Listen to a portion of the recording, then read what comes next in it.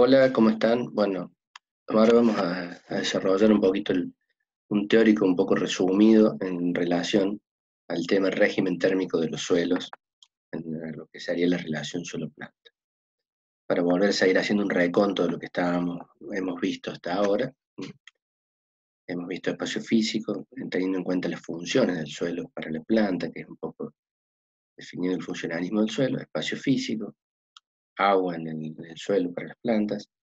En la clase anterior vimos el aire o oxígeno disponible y ahora nos enfocamos en lo que sería el calor, estudiando un poquito el régimen térmico del suelo.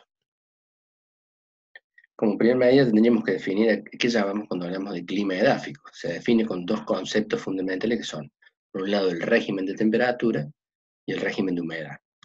En general, estos parámetros son de importancia porque establecen condiciones climáticas para el desarrollo de las raíces. Y por lo tanto, las condiciones para que haya un buen funcionamiento de la raíz, una buena nutrición y una buena actividad biológica. Digamos, si el clima, digamos, es relativamente benigno para los microorganismos y para la raíz, digamos, uno podría estar esperando una buena definición, un buen crecimiento de la planta y una buena definición, en este caso, si uno quisiera obtener algún rendimiento de esa planta. Entonces, como primero también tendríamos que estar definiendo cuál es la fuente de calor que va a mantener la temperatura o va a hacer variar la temperatura del suelo.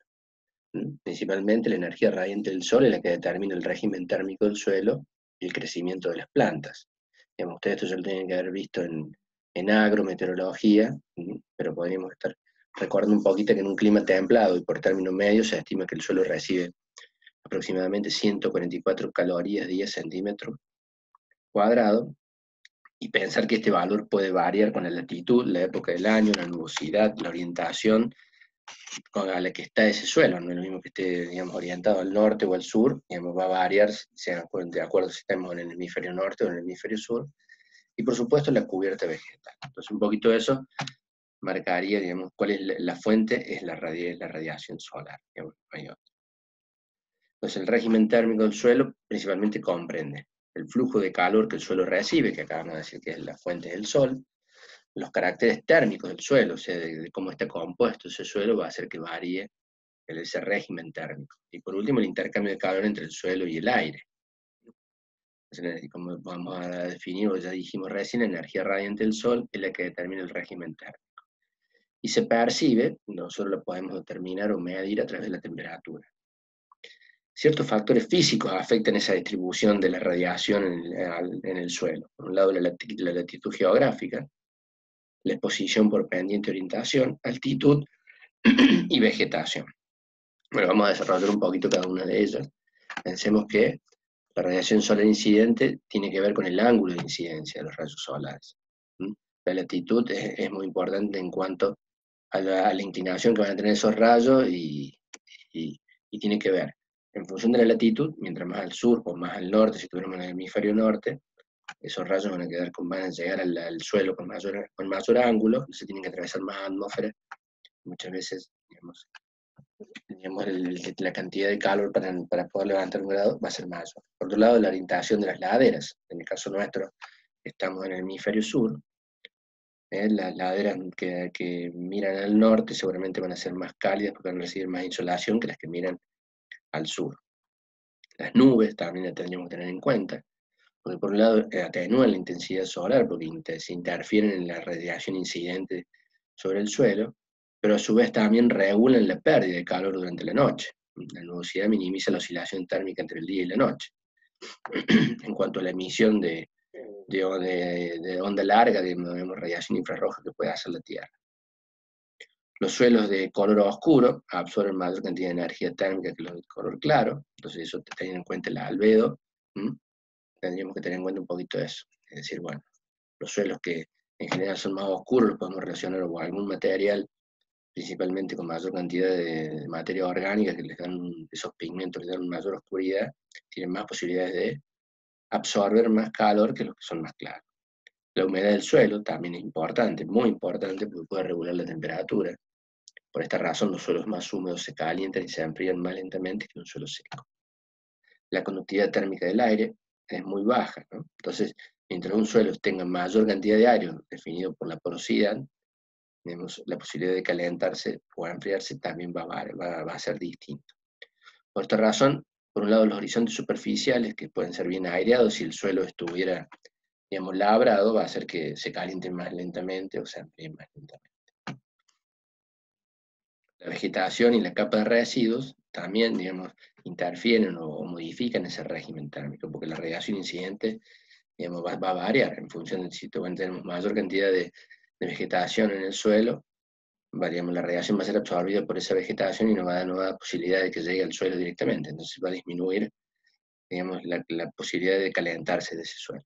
Y por otro lado, si no, los residuos de cosecha, como podrían ser los rastrojos, mientras más cubierto esté el suelo, más va a tardar en calentarse, pero también más va a tardar en enfriarse.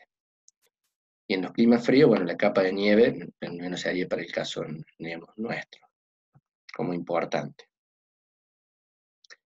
La temperatura del suelo influye prácticamente en todos los procesos que ocurren en el sistema suelo-planta, o sea que, digamos, estaría como incluyendo a todos ellos, y por tanto es muy importante, porque tiene que ver con procesos principalmente de oxidación, como la ionización de la materia orgánica, y lo que tiene que ver con solubilización y precipitación de los óxidos.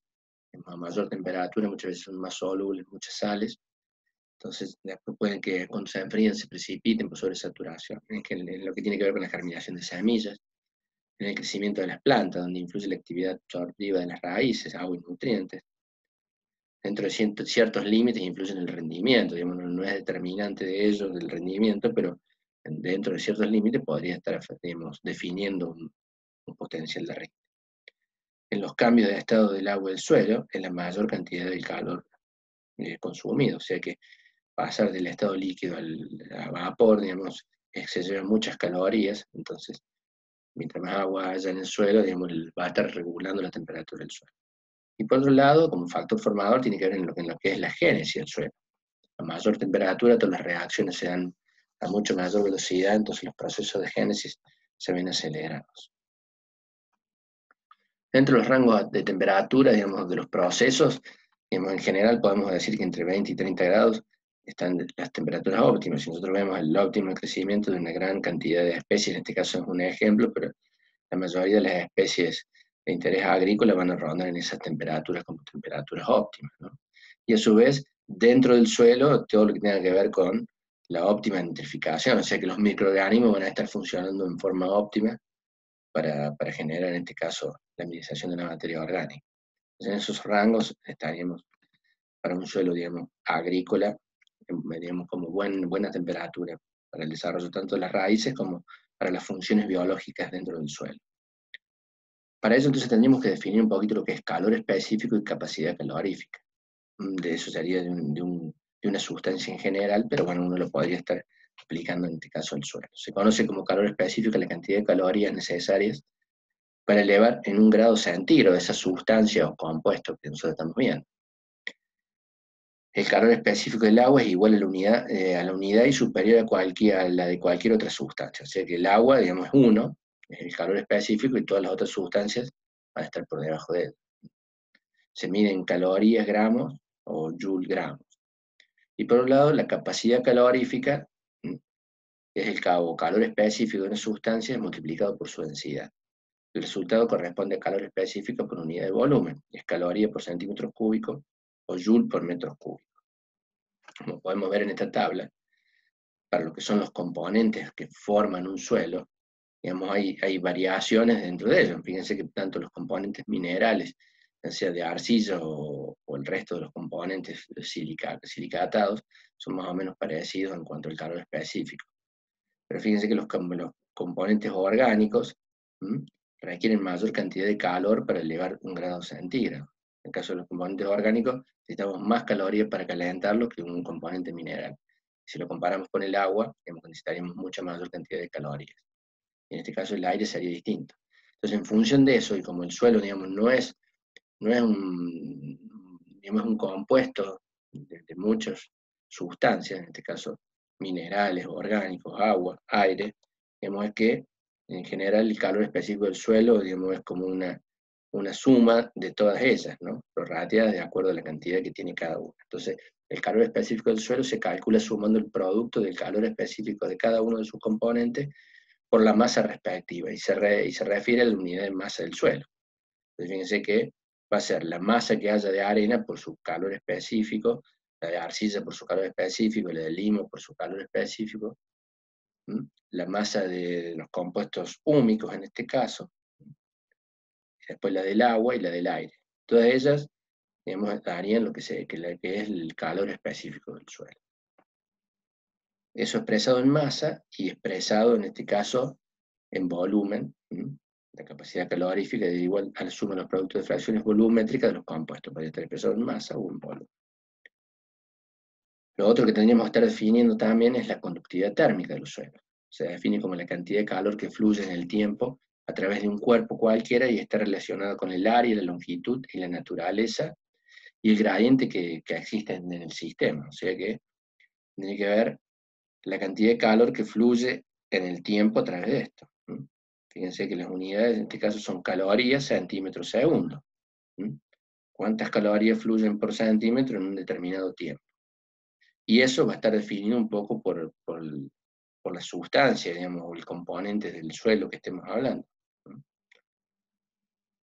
Y un poco lo define esto lo que es la ley de Fourier. Si nosotros lo asimilamos a lo que hemos visto para los gases, lo que era la ley de Fick, tiene una base muy parecida, donde digamos, el flujo de calor está en relación a una conductividad del elemento que nosotros estamos midiendo a una determinada área, a una diferencial de temperatura entre el punto 1 y el punto 2, en función de una distancia para un determinado tiempo. Para que el flujo sea, digamos, se mantenga constante, si aumentamos la distancia del movimiento de un punto al otro, tendría que aumentarse el diferencial de temperatura. Si aumenta la distancia entre un punto y otro, determinamos 2 puntos distantes mayores, el flujo va a caer si no aumenta el diferencial de temperatura. Entonces, eso sería un poco la que maneja el flujo de calor. Se lo podríamos explicar un poquito o entender a través de la ley de Fourier. Los valores medios o propiedades térmicas de los suelos, en cuanto a la conductividad térmica, fíjense que los componentes minerales, en este caso, ya pasan a ser distintos. El calor específico era parecido, pero la conductividad térmica es distinta. Los componentes minerales, los de arcilla, tienen una alta conductividad térmica. Y los componentes orgánicos, en este caso, tienen baja conductividad térmica. Y el agua también es más bajo en función de su calor específico. Y por supuesto el aire, si nosotros quisiéramos aislar algo, cuando ustedes ven esos vidrios, doble vidrio hermético, en general en el medio no hay nada, o es vacío o hay un aire. Entonces lo que va a hacer es que, digamos, se lentezca la transmisión del calor. Entonces un suelo que tenga mayor porosidad o mayor cantidad de aire, es de esperar que tenga menos conductividad térmica dentro de ese suelo. Y por otro lado, mientras más componentes orgánicos también tenga, la conductividad o el movimiento de calor de ese suelo va a ser menor. Pensémoslo así, para un suelo, fíjense acá abajo, arena va a conducir más que arcilla y más que turba, y esto tiene que ver principalmente porque entre estos dos, lo que se define principalmente entre un suelo arenoso y un suelo arcilloso es que en este caso se define mayor porosidad total en relación a la arena. En este caso, las partículas sólidas están en contacto entre ellas, digamos, tienen mayor contacto, porque ahí se definen menos poros totales. Entonces, si el suelo está seco, la principal transmisión del calor o la conductividad se va a dar a través de el contacto entre partículas sólidas. Porque si en el medio hay aire y vimos que el aire tenía una baja conductividad térmica, funcionaría como aislante. Bueno, y si tiene mucha turba, van a ver que transmite mucho más, de lo que habíamos definido recién. Ahora bien, en este caso, si el suelo, esto estamos pensando en un suelo seco, si el suelo se humedeciera, esto va a cambiar, porque ya entraría otro componente con otra conductividad térmica. Si esos poros se ocuparan con agua, favorecería la conductividad térmica, porque donde había aire antes hay agua, el agua tiene mucho mayor conductividad térmica que el aire. Entonces, favorecería la conductividad térmica. Pero como ya vamos a ver, hasta un cierto nivel de agua, porque si en el suelo aumenta mucho la cantidad de agua, recuerden que su capacidad calorífica era alta, o sea que demandaría mucho más calorías para mover esa temperatura. Veámoslo acá, un poquito. Fijémonos, conductividad térmica de los suelos, efecto de la densidad aparente y contenido hídrico.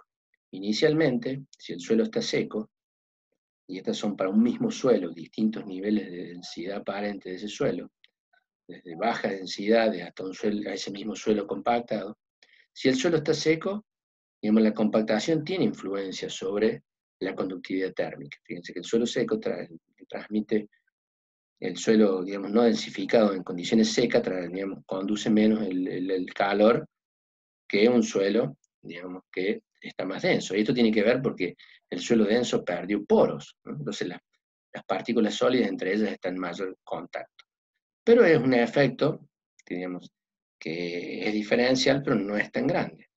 Si a ese suelo le empezamos a agregar agua, digamos, al mismo suelo con distintas densidades, vemos que a cantidades de aguas medias no hay grandes diferencias, porque los poros se empiezan a llenar con una cantidad determinada de agua, y entonces favorece la conductividad térmica. Fíjense que va aumentando la conductividad térmica a medida que el suelo se va humedeciendo, hasta un determinado punto donde el suelo que tiene menos poros rápidamente digamos, llega a un régimen anterior, conduce, mientras que el que tiene, perdón, el que no tiene, el que de baja densidad, mientras que el de alta densidad va a conducir más, porque, digamos, están en las partículas en contacto entre sí, los poros se empiezan a llenar de agua, pero no con tanta agua como en el caso del que tendenciaría 1-1, porque tiene mayor porosidad total este que este. Entonces, este seguramente va a tener mayor cantidad de agua. Fíjense entonces, ¿cómo lo podemos relacionar rápidamente? Si esto es la fracción de poros llenos de agua y esta es la conductividad térmica, podemos decir que a mayor contenido de agua en el suelo, la conductividad térmica aumenta. Entre densidades aparentes y diferencia, sí, los suelos menos densos conducen menos que los más densos. ¿Está bien? Porque en este caso hay menos poros. Y a su vez, los suelos más densos, que tienen menos cantidad de agua, digamos, a saturación casi, van a conducir más que los que tienen menos densidad. Entonces, eso como en términos generales. Ahora, si lo vemos a esto por contenido, por sustancias que conforman ese suelo, en este caso las partículas de arena contra las partículas de arcilla y contra la turba, vemos que la conductividad térmica en relación al contenido de agua, el de arcilla, digamos, rápidamente conduce, pero llega a un punto digamos, donde más rápido llega a su fin, porque el suelo se llena de agua. En el caso de este suelo que tiene menos arena, un 40%, la conductividad aumenta a medida que aumenta el contenido hídrico, pero se hace con una menor pendiente. El que tiene arcilla lo mismo, y el que tiene turba, digamos, es el de menor pendiente. Hay una relación entre aumentar el contenido de agua con la conductividad térmica del suelo, pero en menor medida. Bueno, nos estaría faltando definir difusividad térmica como otro de los conceptos en cuanto a que involucran en el régimen térmico del suelo. Y la difusividad térmica es una relación entre la conductividad térmica y su calor específico, lo que hablábamos recién. Entonces, un suelo, para que difunda mucho, tendría que tener una alta conductividad térmica y una baja capacidad calorífica. Si el suelo tiene, digamos, sobre el que estamos hablando, tiene muchos materiales con alta capacidad calorífica, va a hacer que la difusividad sea baja. Principalmente porque primero se va a tener que calentar la primera porción del suelo y hasta que se caliente, recién empieza a transmitir calor a la capa subsiguiente. Entonces, la difusividad se hace más lenta.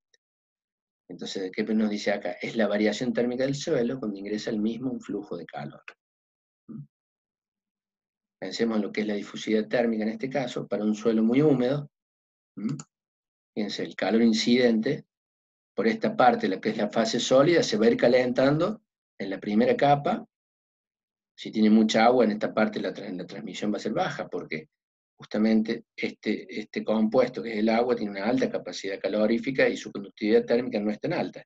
Entonces, se va a tener que calentar toda esta primera masa para que transmita a la segunda, difunda, a la tercera y a la cuarta. Bueno, entonces la difusividad térmica también está en relación con la fracción volumétrica. Fíjense, esto es difusividad térmica en relación a la fracción volumétrica.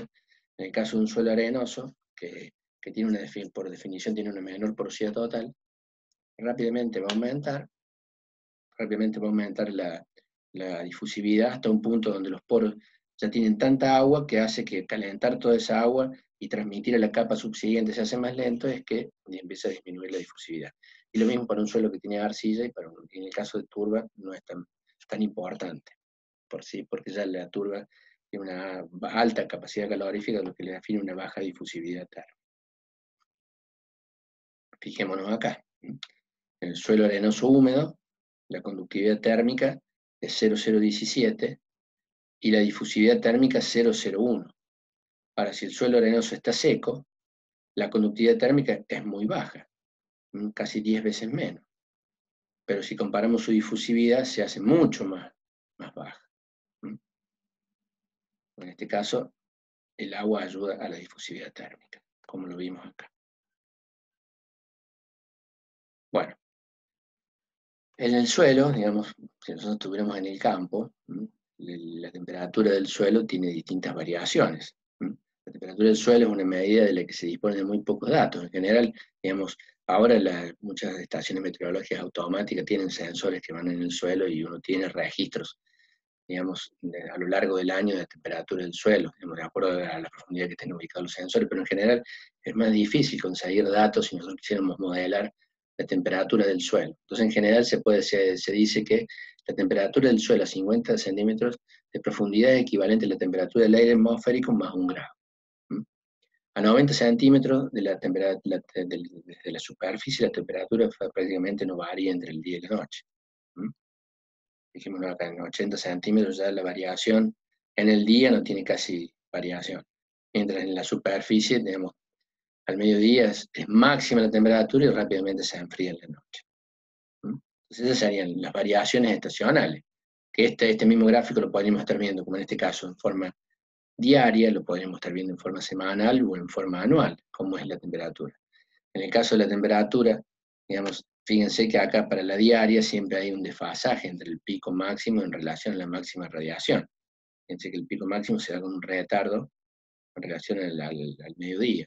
Esta misma forma de gráfico se puede dar también, si lo vemos en forma anual, en relación a las estaciones. A medida que viene la estación más cálida, muchas veces la temperatura demora un poquito más en llegar a aumentar en función de la temperatura del aire. ¿Cómo es la respuesta de las plantas a la temperatura? Por un lado tenemos efectos que son directos, como puede ser la germinación y emergencia de las semillas, la germinación y la emergencia de las plántulas. Y por otro lado tenemos efectos más indirectos, que tienen que ver en la interacción de la raíz, en este caso, con el suelo. Entonces va a tener que ver, por un lado, directo en cuanto a la germinación y emergencia de las plántulas, y por otro lado, indirecto en lo que tienen que ver al crecimiento de las raíces y al movimiento, lo que tiene que ver con el agua, la absorción de nutrientes. La germinación y emergencia, que era un efecto directo, es muy sensible a la temperatura porque depende de la imbibición de las semillas con agua. Esto requiere actividad enzimática y actividad respiratoria. Entonces, para que esto suceda, digamos, una vez que ya lo habíamos visto cuando vimos la parte del régimen de aire, del suelo, de aireación, la primera parte, ¿se acuerdan que era para imbibirse? Digamos, no necesariamente necesitaban aire, pero sí ya cuando se desencadenaba la segunda parte necesitaban aire, y todo ese proceso se da más rápido en función de la temperatura del suelo. Mientras más temperatura, estos procesos se desencadenan mucho más rápido. Germinación y emergencia en estos fenómenos influyen también otros factores como la humedad del suelo, por supuesto, porque se tiene que vivir, tiene que haber agua, la resistencia mecánica, sobre todo para lo que es la emergencia, y la profundidad de la localización de la semilla, porque recién vimos que variaba la temperatura del suelo en función de la profundidad. Si esta semilla es ubicada mucho más profunda, digamos, el suelo se va a encontrar más frío. Y a su vez tiene que ver también un poco como si pensáramos en lo que es las cosas que regulaban la temperatura del suelo, veíamos que eran las coberturas tenían que ver. Entonces, si hay intercepción por parte de un rastrojo o alta cobertura, la incidencia de la radiación no va a ser directa sobre el suelo. Entonces, muchas veces puede haber un retardo en el calentamiento del suelo, lo que va a hacer que la semilla muchas veces demore un poquito más en iniciar su germinación, por más que haya humedad en el suelo, ¿no? Entonces, podemos definir que existen funciones que relacionan todas algunas de estas variables. También existen para distintas fases del proceso. Una de las más simples y tal vez la más usada, que la neta la han visto también en agrometeorología, es el tiempo térmico, en este caso para la emergencia de la planta, la germinación y emergencia. Por un lado, entonces, cuando hablamos de tiempo térmico, hablamos de que en el tiempo térmico se combina el tiempo cronológico, días, en relación con la temperatura, y se miden unidades que son 10 grados, o grados días. Entonces, ¿cómo funciona esto? Tenemos una temperatura media diaria y una temperatura base, a partir de la cual la semilla empieza a censar temperatura para desencadenar los procesos germinativos. Temperaturas cardinales, que serían, no se registra en desarrollo alguno, la temperatura que sería la base o crítica en este caso, y la temperatura media. Entonces, sobre la temperatura media menos la temperatura base, nos dan los grados que ganó ese día, hasta que sume los 10 grados necesarios para desencadenar la germinación y emergencia.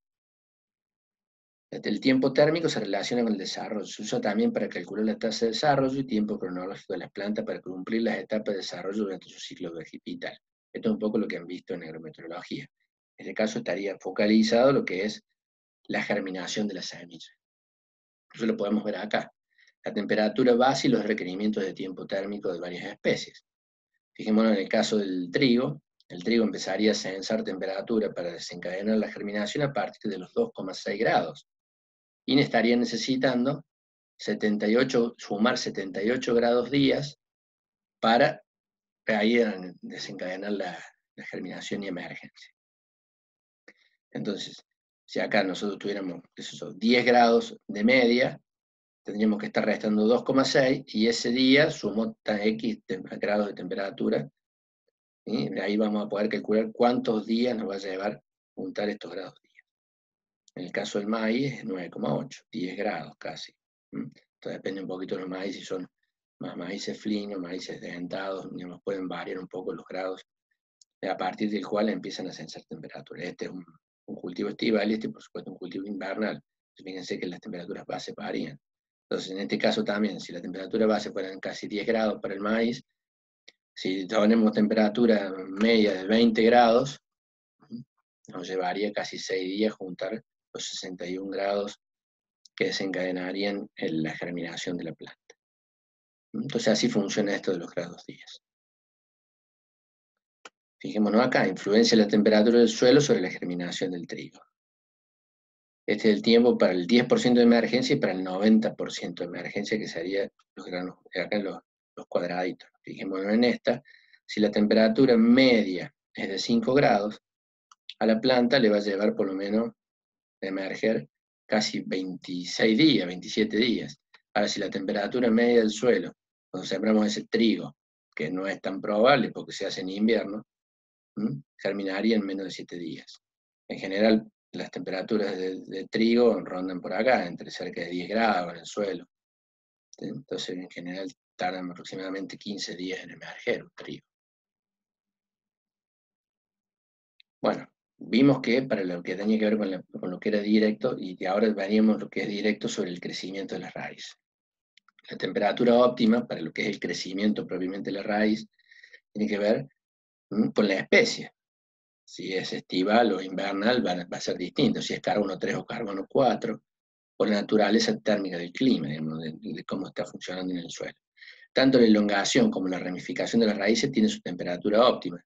No es necesariamente igual para ambos casos. Entonces acá muchas veces podemos ver, fijémonos acá, para el crecimiento del trigo, durante una experiencia que se hizo durante 20 días, a 25 grados centígrados, la longitud de las raíces primarias fue de 275. Y las raíces laterales, la cantidad de raíces laterales fue de 556 y de 1500 de longitud, metros, ¿no?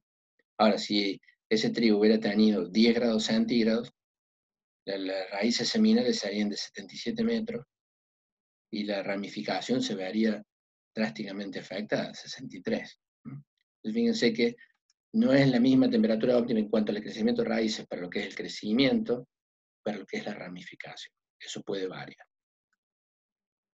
Fijémonos acá para lo que es un cultivo de papa. Esto también son imágenes que nos demuestran cuál es la temperatura óptima y cómo se da.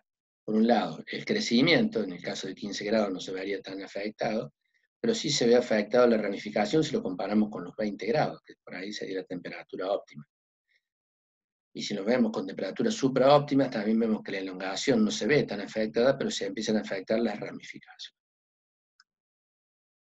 La temperatura óptima para el crecimiento de raíz entonces va a variar en función también de la especie, como lo habíamos dicho antes. En el caso del maíz, para la elongación de la raíz son 30 grados, para la masa de raíces, para la ramificación, en este caso con 26 grados sería óptima. En el caso de la soja, 25. El crecimiento de raíces en temperaturas extremas, muchas especies cultivadas fuera de su área de origen son expuestas a temperaturas extremas. Entonces se denomina tolerancia de la planta cuando ésta no sufre consecuencias, y escape cuando la planta evita exponerse a temperaturas extremas. O sea que la planta, digamos, o no va a crecer o se va a mantener más latente y no va a crecer tratando de evitar esas temperaturas extremas. Cuando pasen esas temperaturas extremas, reanudará el crecimiento. Los daños pueden ser por temperaturas altas en cuanto a la germinación. Si es muy alto, se puede agotar el sustrato, o por temperaturas también bajas, en el caso de que la planta queda, digamos, más tiempo en el suelo, si el suelo está húmedo, sujeto a patógenos principalmente, ¿no? En cuanto a los indirectos, el efecto de la temperatura tiene que ver con efectos metabólicos, el estado de la energía del agua. El agua va a cambiar en cuanto a su viscosidad y a la posibilidad de pasar membranas, la permeabilidad de membranas, y la temperatura del suelo con el entorno. Entonces, todo esto tiene que ver en cuanto a la absorción de nutrientes, la absorción y translocación de nutrientes. La temperatura del suelo afecta la mineralización y dinámica de nutrientes en el suelo, la absorción de nutrientes por la raíz, lo que hablamos recién, las membranas van a funcionar distintas a temperaturas óptimas que a temperaturas subóptimas o muy frías, o, digamos, o extremas en cuanto a la temperatura. La asimilación de nutrientes por la planta y el transporte de fotoasimilado hacia la raíz. Entonces, mover de la parte aérea a la raíz se puede ver afectado si las temperaturas no son las óptimas. Entonces, en general, estos procesos involucran reacciones enzimáticas con diferentes velocidades en función de la temperatura de esas reacciones. Fijémonos en el suelo, en cuanto a la materia orgánica versus la temperatura. Si en el caso del suelo aumenta la temperatura, es más improbable, sobre todo en suelos de zonas con alta temperatura, los niveles de materia orgánica son más bajos, porque los microorganismos funcionan, digamos, a una mayor tasa de crecimiento donde tienen mayor posibilidad de degradar la materia orgánica. En zonas más frías hay más posibilidad de acumular materia orgánica. Eso lo vemos por ahí, lo podemos llegar a ver en las turberas, en la zona del sur de Argentina, donde por ahí los niveles de aireación no son muy buenos y a su vez las temperaturas son muy bajas. Entonces los microorganismos se ven condicionados y aumenta por ahí los niveles de materia orgánica. O por ahí en lo que se haría en el hemisferio norte, en lo que son los permafrost, o lugares donde las temperaturas son muy altas, la acumulación de materia orgánica también es alta. Mientras que en suelos, digamos, de altas temperaturas, digamos, poder acumular materia orgánica en el suelo es más difícil. Y acá lo podemos ver, ¿no? El efecto de la temperatura del suelo sobre la respiración microbiana acumulativa y mineralización neta de nitrógeno y azufre.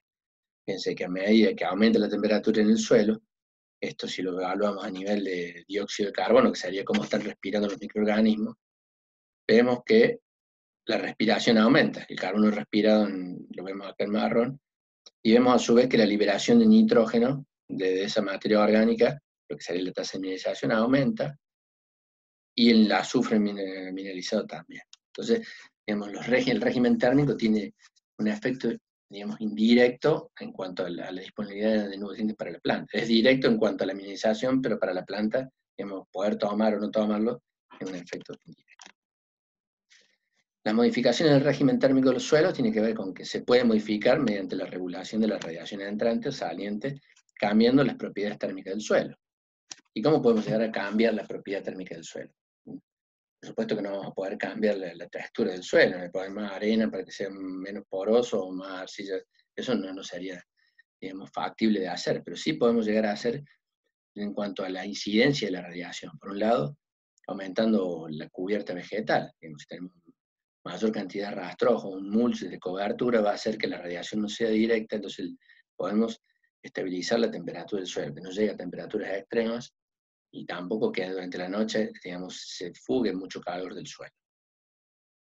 Con la otra sería con el riego.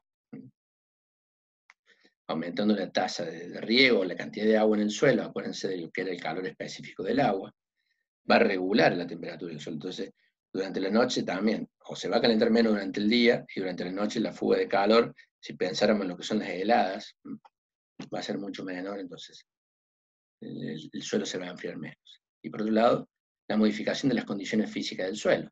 Si nosotros lo labramos al suelo, lo que podemos llegar a aumentar, digamos, en forma eh, bastante importante es la cantidad de poros que tenga ese suelo, ¿no? Entonces, aumentando la porosidad con una labranza, vamos a lograr que, digamos, la transmisión de calor dentro de ese suelo, por lo menos en los primeros centímetros, sea menor, porque se aumenta la cantidad de aire, y si recordamos, el calor específico del aire era mucho menor que el de la fase sólida. Bueno, con eso terminaríamos lo que es el régimen térmico de los suelos.